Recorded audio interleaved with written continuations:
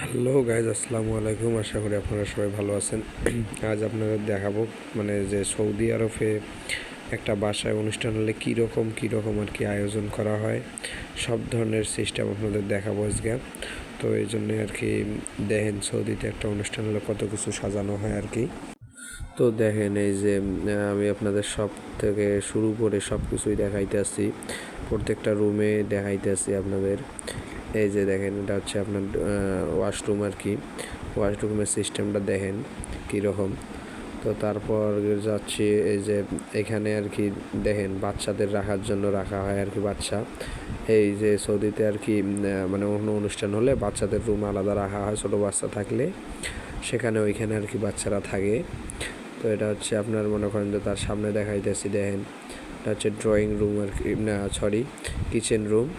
তো এখানে আর কি রান্না বান্নার সরঞ্জাম সব কিছু কাম চলবো আর কি।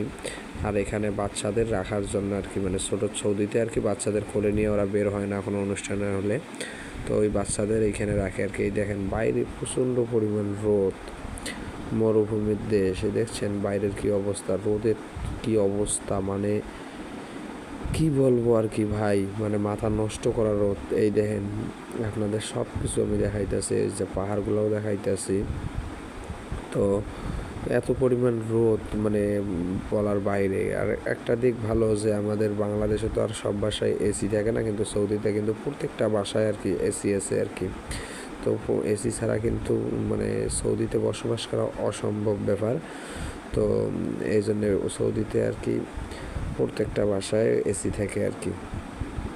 তো বাইরে আমি দেখতেছি, আপনারা হয়তো বা দেখতে পাচ্ছেন না, এখান থেকে আর কি ক্যামেরা জুম করলে ফাইডা যাবে, এই জন্য আমি ক্যামেরা জুম করি নাই। তো এখানে আপনাদের এখানে দেখেন মানে ওই দিক কিছু ঘোরা রাখা আছে, মানে সরি দুম্মা আর কি বলে, ওই দিকে আর কি ওই যে পাহাড়ের ওই সাইডে আর কি। তো ওখানে কিছু দুম্মা রাখা আছে। এই যে আমার বাসার সামনটায় দেখেন, এখানে একটা দেখেন, এখানে একটা ইয়ার আছে আর কি।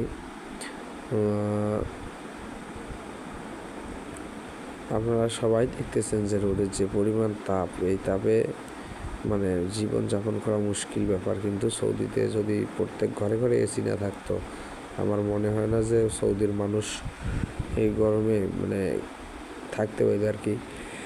যে পরিমাণ গরম, এসি যদি তৈরি না থাকতো তাহলে অবস্থা খারাপ হয়ে যেত।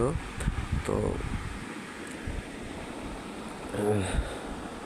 আমি আপনাদের মাঝে দেখার চেষ্টা করতেছি বাইরের আপগ্রাউন্ড, বাইরেটা পর্যবেক্ষণ করতেছি।